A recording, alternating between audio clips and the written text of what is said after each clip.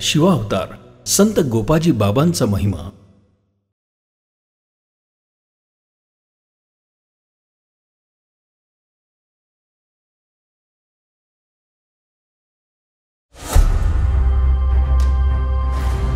विश्वनिर्मिती हा एक मोठा चमत्कार।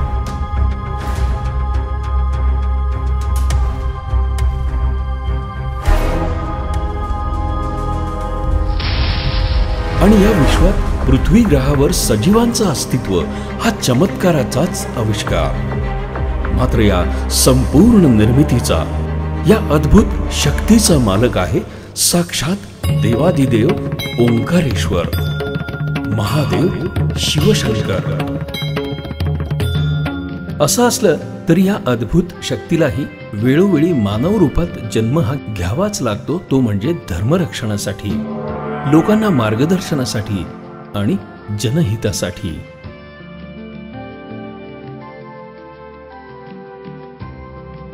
असाच तो काळ सुमारे 200 वर्षांपूर्वीचा। भारत मातेच्या पवित्र भूमीवर, महाराष्ट्र राज्यातल्या संतांच्या मायभूमीत कोपरगाव तालुक्यातल्या बहादरपूर या छोट्याशा खेडेगावात श्री संत सद्गुरू परमपूज्य गोपाजी बाबांचा जन्म झाला। बालवयातच ध्यानाची, तपश्चर्येची आवड, ध्यान साधना निवांत करण्यासाठी या बालकाने घर सोडलं, गाव सोडलं आणि आपल्या मायभूमीपासून दूर बंगालच्या आध्यात्मिक भूमीत ते पोहोचले। सुमारे 12 वर्ष कडक तपश्चर्या केली आणि साक्षात शिवांश असलेल्या या महायोगीला आत्मसाक्षात्कार झाला, स्वतःची ओळख झाली, आपल्या जवळ असलेल्या महान शक्तीची पुन्हा प्राप्ती झाली। आणि जनकल्याणाच्या हेतूने जन्म घेतलेल्या या ओंकारेश्वरने म्हणजेच मानव रूपातील परमपूज्य सद्गुरू गोपाजी बाबांनी आपल्या पुढील कार्याला सुरुवात केली। देशभरात साधू रूपात फिरून प्रवचनातून लोकांना मार्गदर्शन केलं, भक्तांना सद्मार्ग दाखवला, व्यसनी लोकांची व्यसने सोडवून अनेक कुटुंबांना सुखी केलं। मात्र लोककल्याण करतानाही परमपूज्य गुरुवर्य महायोगी गोपाजी बाबांना आपल्या जन्मभूमीचा विसर पडला नव्हता। म्हणून आपल्या अवताराच्या उत्तर काळात बाबाजी आपल्या जन्मभूमीत प्रकट झाले आणि सदैव आपल्या दिव्य ऊर्जेच्या रूपानं निरंतर प्रज्वलित राहून लोककल्याण साधता यावं म्हणून संजीवन समाधीची इच्छा प्रकट केली।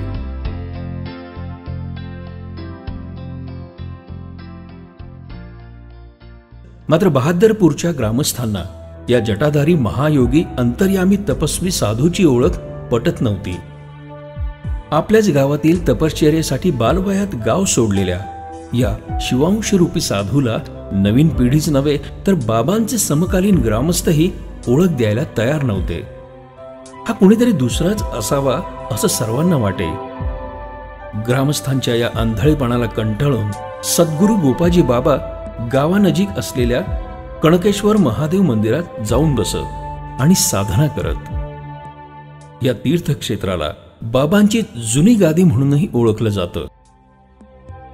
आपल्याच मायभूमीत आपण परके झालो आहोत या दुःखाचा दाह सद्गुरू गोपाजी बाबांच्या हृदयात भडकत होता। हा दाह इतका प्रचंड होता की जवळच्या दूर दूर पसरलेल्या हिरव्या शेरताटीलाही पेटवत होता। हिरवी शेरताटी पेटलेली पाहून ग्रामस्थांना आपल्या डोळ्यावर विश्वास बसेना। मात्र या प्रचंड अग्नीच्या ज्वाळा जिथून निघत होत्या त्यामध्ये साक्षात शिवावताराचं दर्शन ग्रामस्थांना झालं आणि ग्रामस्थच नव्हे तर संपूर्ण देवदेवता प्राणीमात्रा बाबांपुढे नतमस्तक झाले, शरण आले।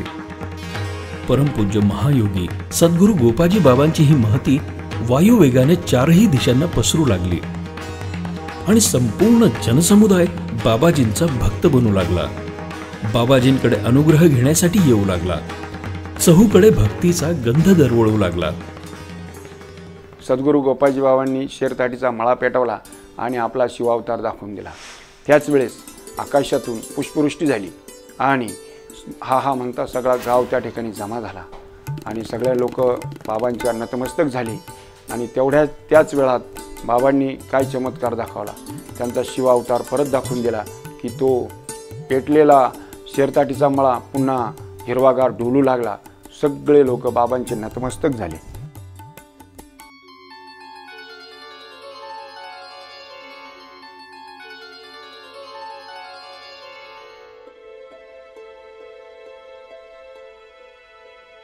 जनकल्याणासाठी, पीडितांसाठी परमपूज्य सद्गुरू गोपाजी बाबांनी संजीवन समाधी घेतली आणि आपला शिवअंश आणि आपल्या आध्यात्मिक ऊर्जेचा ठेवा इथेच ठेवला.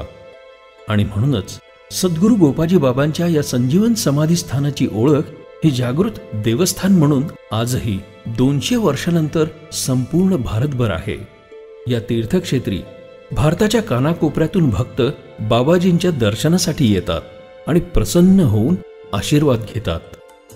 सद्गुरू गोपाजी बाबा हे भक्तांसमोर प्रवचन करत असायचे आणि बाबा मुळातच अंतर्यामी असल्यामुळं आलेल्या भक्तांची जी काय पीडा आहे ती पीडा बाबाला अंतर्यामी असल्यामुळं कळायची. मग बाबा त्या भक्तांना ते गुण येण्यासाठी, ती पीडा दूर होण्याकरता लिंबाचा पाला खायला सांगायचे किंवा आंबडीचा धागा बांधायला सांगायचे किंवा अजून त्यामध्ये शिवलिंगाचं जे काय जलतीर्थ आहे ते प्यायला प्राशन करायला सांगायचे. आणि असं केल्यानंतर भक्ताला बरोबर आपली पीडा दूर व्हायची. हे सगळं होत असल्यामुळं एकंदरीत बाबांच्या या संजीवन समाधीची एकूण काहीतरी ऊर्जा या ठिकाणी आम्हाला मिळते किंवा मिळाली, म्हणूनच बाबांच्या याच्यातून ही पीडा दूर होते. श्री संत सद्गुरू परमपूज्य गोपाजी बाबांच्या या संजीवन समाधी स्थळा शेजारी असलेल्या कडुलिंबाच्या पाल्यानं, शिवपिंड जलतीर्थानं आणि उदीनं भक्तांना गुण पडतो अशा उदाहरणांचा आजही दाखला मिळतोय. मला जे जीवनदान मिळालं ते केवळ गोपाजी बाबांनी दिलेलं आहे. मी आजारी पडलो, पुष्कळ दवाखाने केले, तरी पण मला काही फरक वाटाना. नंतर मला आजारात दवाखान्यात कमीत कमी 2-1 लाख रुपयाचा खर्चाचा अंदाज सांगितला आणि मी ते करू शकत नव्हतो. मग शेवट मी गोपाजीवर श्रद्धा ठेवून आणि मला घरच्यांना सांगितलं मला तिथं नेऊन टाका. मग तिथं नेऊन टाकल्यानंतर मी रोंडासारखा अगदी तिथं पडलेलो होतो. तर तिथं पडून राहायचो, फक्त कुणी आलं तर म्हणायचं हा माणूस वाचणार नाही, अशी माझी परिस्थिती होती. पण ज्यावेळेस तिथं भीतर पडलं तर चारी बाजूनं माझे दगडं पडलेले होते. मी तिथं पडलेलो होतो, दगडं पडते मी पाहतो, पण मला हातसुद्धा हलवता येत नव्हता. पण मला धक्कासुद्धा तिथं लागला नाही. मोर मी महिन्याच्या कालावधीमध्ये तिथं उठून बसायला लागलो, काठीवर चालता यायला लागलं मला. आणि नंतर मी बिगर काठीच्या शेवा घालू लागलो. ती सहसा मी तिथं 3 महिने थांबलो. 3 महिने थांबल्यानंतर अगदी क्लिअर झालो तिथं का मला पहिल्या शरीरापेक्षा बी उत्कृष्ट वाटायला लागलं. आणि त्या पद्धतीने मी 3 महिने तिथं घरी देवाजवळ राहून आणि नंतर मी घरी आलो. जनावरं ढोरं सगळं सांभाळू लागलो स्वतः. आणि आजही मी स्वतः सगळे कामं करतो. मला कुठलीच काही म्हणजे कमतरता भासल्यासारखं वाटत नाही. तर आज मी केवळ फिरतो तर केवळ गोपाजी बाबाच्या श्रद्धेमुळे फिरतो आणि त्याचंच मला हे जीवदान मिळालेलं आहे.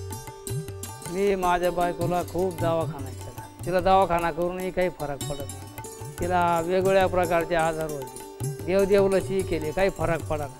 मग पाहुणे म्हणले चला गोपाजी बाबाला. आलो गोपाजी बाबाला घेऊन. इथं आल्यावर लोक म्हणले थांबा इथं 6 महिना. थांबून घेतलं. थांबून घेतल्यानंतर तिला हळूहळू फरक पडत. ती आज चांगली पूर्ण बरी झाली. बोलते, चालते, काम करते. ही सर्व गोपाजी बाबांची. परमपूज्य सद्गुरू गोपाजी बाबांना मुलांचा विशेष लळा होता. इथे समाधी स्थळ असलेल्या परिसरात पाण्याचा एक ओढा आहे. बाबाजी स्नानास आणि पूजाविधी करण्यास तिथे जात असत. या ठिकाणी बाबांसंगे मुलांनाही नित्य पूजाविधीची सवय लागली होती.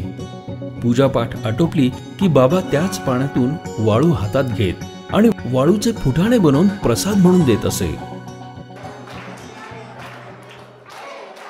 एक दिवस असंच आम्ही नित्यनेमानं समाधीची पूजा आरती आटोपली आणि कनकेश्वर मंदिर आहे म्हणजे बाबांची जुनी गादी. बाबा तप करून आल्यानंतर इथे एक लिंबाचं झाड होतं आणि बसायचे, तप साधना करायचे या ठिकाणी. हीच ती जुनी गादी. तर या ठिकाणी आम्ही आल्यानंतर एक स्त्री आली तिकडून तरी लांबून. तिच्याजवळ एक छोटंसं लहानसं बाळ होतं. खूप आजारी बाळ होतं. बघितलं तर हातपाय पण हलवत नव्हतं आणि शेवटच्या घटका मोजत होतं. आणि ती बाई आली आणि आक्रोश करू लागली महादेवापुढं. तिने त्या महादेवापुढं बाळाला ठेवलं आणि धावा करू लागली, देवाची वाचवा वाचवा देवाला, अशी देवाला विनंती करायची. तेवढ्यात आम्ही बघितलं अशी अवस्था बाळाची. पण आम्हाला खूप गैरून आलं, खूप वाईट वाटलं आणि बाबाचं नाव घेऊन उदी दिली आणि उदी त्या बाळाला लावायला सांगितली. त्या बाईने त्या क्षणात ती उदी घेतली आणि बाळाला लावली. अगदी एका मिनटामध्ये त्या बाळाने हातपाय हालायला सुरुवात केली.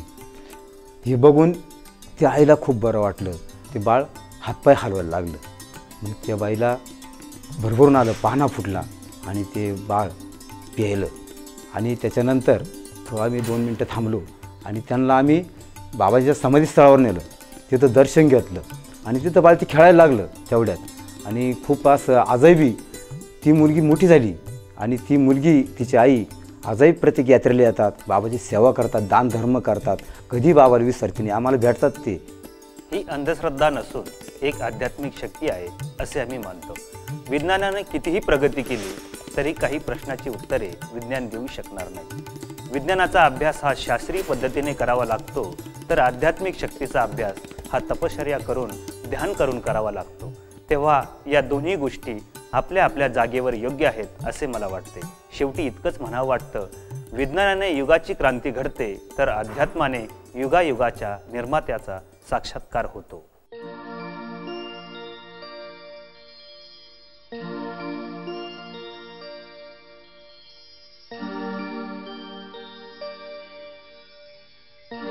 परमपूज्य महायोगी सद्गुरू गोपाजी बाबांच्या मंदिरात एक अद्भुत चैतन्याची जाणीव होते. क्रोध, मद, मत्सर, ईर्ष्या, लोभ नाश पावतात. मन पवित्र असं शिवालय बनतं. मी गेली 8 वर्ष इथं दर्शनासाठी येत आहे. पहिल्यांदाच आली तेव्हाच अगदी मंत्रमुग्ध होऊन गेली. मंदिराचा आवाज बघून किंवा मंदिराविषयी जाणून किंवा बाबाजींचं दर्शन घेऊन जे मानसिक समाधान मिळालं मला, ते इतरत्र कुठेही मिळालं नाही. मी माझ्या सासूबाईंसोबत नेहमीच इथं दर्शनाला येत असते. माझे पती माझ्यासोबत दर्शनाला इथे येत असतात. बाबाजींच्या आशीर्वादामुळे मला एक सुंदर मुलगी आहे, एक सुंदर मुलगा आहे. बाबाजींच्या आशीर्वादाने मला कुठलीच गोष्ट कमी नाही आहे. जे मी मागितलं नाही तेही बाबाजींनी मला दिलं किंवा जे मला पाहिजे आहे त्याच्यापेक्षाही बाबाजींनी मला जास्त दिलं. बाबाजींच्या दर्शनाला मी येथे येते, त्यांची उदी घेऊन घरी जाते. त्या उदीमुळे जे मानसिक समाधान भेटतं ती लावल्यामुळे आमच्या घरातील सगळेजण बाबाजींची उदी लावतात किंवा ती वापरतात. आम्ही नेहमीच बाबाजींच्या दर्शनासाठी येतो. जय गोपाजी बाबा.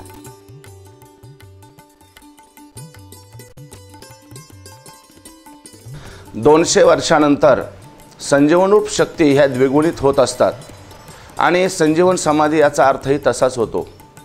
ज्यावेळेस सिद्ध संत महात्मे संजीवन समाधी घेतात त्यावेळेस त्या ठिकाणी ते आपली आत्मशक्ती जागृत करत असताना देह ठेवतात व त्या ठिकाणी आत्मशक्ती जागृत करत असतात. एकदा की त्यांनी देह ठेवला म्हणजे त्यांची साधना संपते असं नाही, तर त्या ठिकाणी त्यांचा जो ऊर्जेरूप आत्मा असतो त्याची साधना, भगवंताचं नामचिंतन हे सतत चालू असतं. आणि हे ऊर्जेरूप आत्म्याची साधना किंवा नामचिंतन चालू होत असताना त्याच्या चहूबाजूने शक्तीची वलय तयार होत असतात आणि त्या ठिकाणी त्या वलयाच्या सानिध्यामध्ये आलेल्या भक्तांना एक दिव्य तेजाचा अनुभव प्राप्त होत असतो. याचे तुम्ही उदाहरण जर म्हणाल तर महाराष्ट्रामध्ये वारकरी संप्रदायाचा पाया ज्यांनी घातला त्या माऊली ज्ञानेश्वर महाराजांची संजीवन समाधी आहे. शिर्डीला अगदी आपल्या जवळ साईबाबांची आहे. कोपरगावला जनार्दन स्वामी, साकोरीला उपासनी महाराज, तर सेगावला गजानन महाराजांच्या संजीवन समाधी आहेत. त्या ठिकाणी गेल्या कित्येक शतकापासून जे भक्त त्या सानिध्यामध्ये आले त्यांना दिव्य तेजाचा अनुभव प्राप्त झालेला आहे. आणि अगदी तसाच श्री क्षेत्र बहादरपूर तालुका कोपरगाव येथे गोपाजी बाबांची संजीवन समाधी आहे आणि त्या ठिकाणी गोपाजी बाबांच्या ऊर्जेरूप आत्म्याचं निरंतर चिंतन चालू आहे आणि त्या ठिकाणी शक्तीची वलय निर्माण होतात. जे जे भक्त त्यांच्या सानिध्यामध्ये येतात त्यांच्या व्याधी दूर होत असतात. भक्तांना दिव्य तेजाचा अनुभव प्राप्त होत असतो आणि गोपाजी बाबांचा आशीर्वाद त्या भक्तांना प्राप्त होत असतो.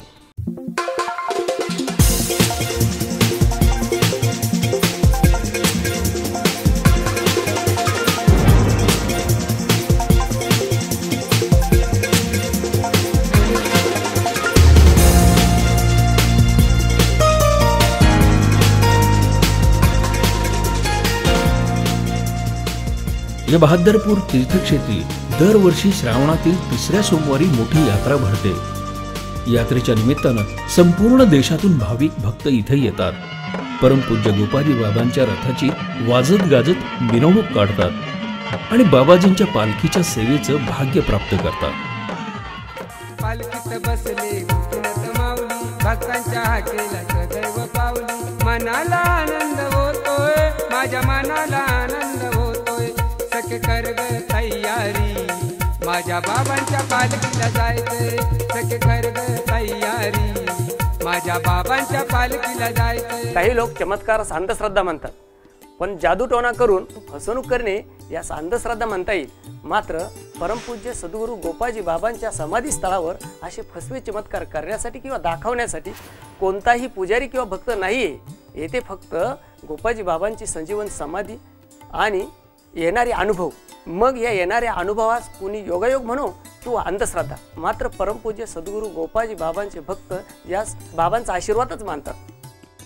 येथे येणारे भक्त फक्त काही अपेक्षा ठेवूनच येतात असं नाही, तर अनेक भक्त फक्त बाबांच्या दर्शनासाठी येतात आणि दर्शन घेतात, बाबांचा आशीर्वाद घेतात, सेवाही देतात, दानधर्मही करतात. परमपूज्य महायोगी सद्गुरू गोपाजी बाबांची कृपा आणि भक्तांची सेवा म्हणूनच या मंदिराच्या कार्यात कोणत्याच अडचणी आल्या नाहीत. साधू संत सर्वांनाच उत्तरदायी असतात असे नाही. भक्तिभावाने येणाऱ्या अनेकांच्या इच्छा पूर्ण होतात. क्वचितच काहींच्या पदरी निराशा पडते. ज्यांच्या इच्छा पूर्ण होतात त्यांचे पुण्याचे ते भोग असतात. तर भक्ती करूनही इच्छा पूर्ण न होणाऱ्यांचे मागील जन्माचे पापे कमी होत असते. अर्थात आत्म्याची वाटचाल मोक्षाकडे झालेली असते. म्हणजे येथे येणारा भक्त या तीर्थक्षेत्रावरून काही ना काही घेऊन जातोच, कोणी रिकामे हाती जात नाही.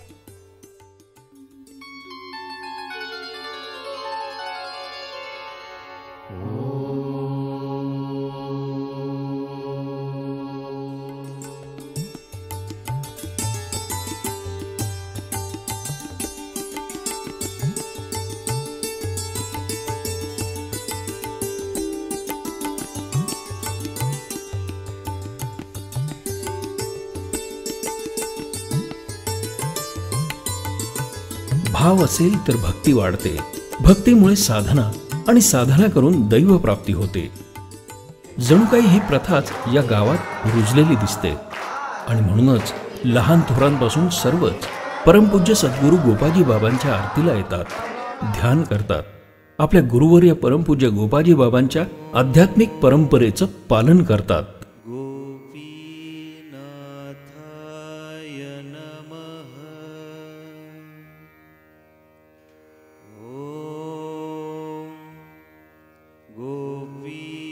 या तीर्थक्षेत्राचा महिमा फार काही आगळा वेगळा आहे. या तीर्थक्षेत्राचा महिमा सामान्यांपेक्षा साधू संतांना चांगलाच माहीत आहे. या तीर्थक्षेत्रात प्रत्यक्ष सद्गुरू गोपाजी बाबांचे संजीवन वास्तव्य आहे. या महान शक्तीच्या क्षेत्रात येऊन सिद्ध साधू संतांना आध्यात्मिक मार्गदर्शन करण्याची मनस्थिती झालीच नाही. ते म्हणत कैलासपतींच्या वास्तुभूमीत येऊन नतमस्तक होतात, त्यांचे दर्शन घेतात. सुरुवातीला माझ्या मंडळीला त्रास व्हायचा. मी दवाखाने केले, 1-2 दवाखाने केले, परंतु मला काही गुण आला नाही. तर मला असंच एक जण सांगितलं का की तुम्ही बहादरपूरला जा, गोपाजी बाबा स्थान आहे, तिथं दर्शन घेऊन या. मग मंडळीला घेऊन तिथं आलो. तर असं करता करता मला ते सांगितलं जण 6 महिने ठेवावं येतं. 6 महिने मी ठेवलं, तर जे अंगात यायचं होतं, घुमायचं होतं, ते 6 महिने बंद झालं. आत्तापर्यंत मला 84 सालापासून मी इथं दर्शन होतं. 3 वर्ष होऊन गेले. मला फार फरक पडला मंडळीला माझ्या. तिला त्रास नाही, काही नाही, घुमत नाही, काही नाही, आनंदाने राहते. तेव्हापासून मी पुन्हा इथं दरवर्षी दर्शन होतं. गोपाजी बाबाची मी 30 वर्षापासून सेवा करतो. खूप कष्ट करूनही मला माझ्या व्यवसायात यश मिळत नव्हतं. जाहिराती करून पाहिल्या, व्यवसाय बदलून पाहिल्या, पण कशातच यश मिळालं. मात्र व्यवसायात यश मिळावं म्हणून मी देवाला कधीच साकडे किंवा नवस बोललो नव्हतो. गोपाजी बाबांचा महिमा फार मोठा होता आणि गावचं देवस्थान असून सुद्धा माझा त्यावर विश्वास नव्हता. आणि येथील गावकरी सांगायचे की गोपाजी बाबांच्या मंदिराच्या कडेला एक कडुलिंबाचं झाड आहे आणि त्या झाडाचा पाला गोड लागतो. तरीही माझा विश्वास नव्हता. तो मी खाऊन पाहिला, पण मला तर तो गोडच लागला नाही. मला हे सर्व पटलं नाही. ते दिवस उन्हाळ्याचे होते आणि मला लग्नाला जायचं होतं आणि मी लग्नाकरता निघालोय. दुपारची ती वेळ. रस्त्यात मला फार ताण लागली. मागे उपडे वस्ती दिसाना, ताण फारच लागली होती. रस्त्याच्या बाजूला कोरडो परिसर होता. तिथे बाजूला काही झाडाझुडपांमध्ये मला एक जुनी विहीर दिसली आणि म्हणालो, बघावं या विहिरीत पाणी आहे का.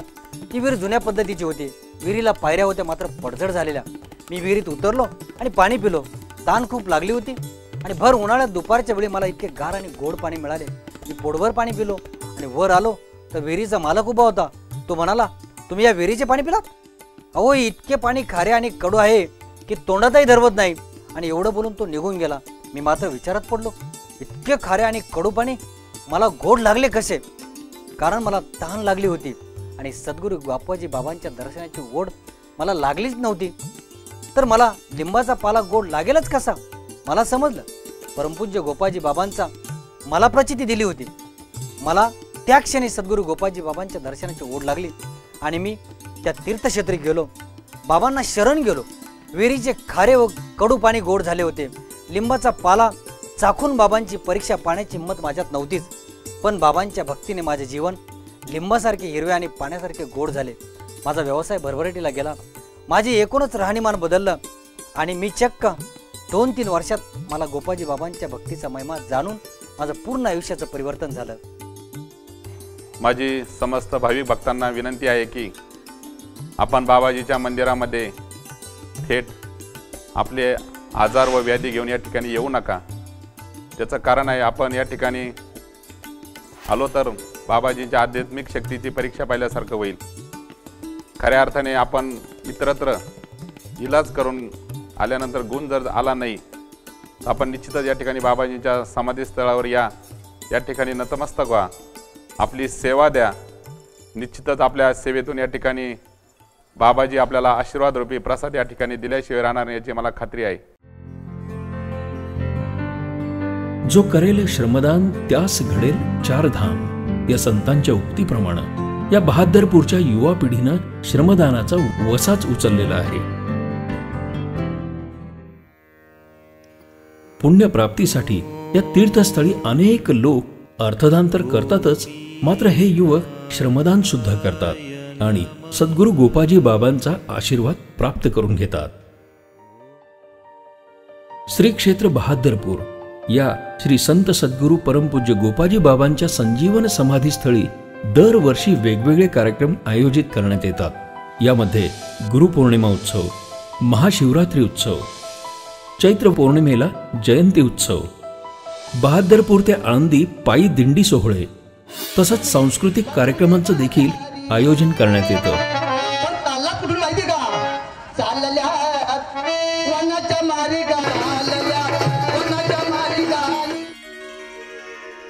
या पवित्र तीर्थस्थानावर अद्भुत शक्तीचं प्रत्यक्ष दर्शन, साक्षात्कार भक्तांना होतो आणि भक्त सुद्धा मनोभावे सेवा करतात, नव्हे आपले माहेरघरच मानतात. तर अनेक भक्त परमपूज्य महायोगी शिवअंश सद्गुरू श्री संत गोपाजी बाबांच्या दर्शनानेही तृप्त होतात, आनंदी होतात. आरती गोपीनाथा स्वामी सद्गुरुनाथा मनोभावे ओवाळीतो मनोभावे ओवाळीतो चरणी ठेवोनिया माता. आरती गोपीनाथा आरती गोपीनाथा स्वामी सद्गुरुनाथा मनोभावे ओवाळीतो मनोभावे ओवाळीतो चरणी ठेवोनिया माता.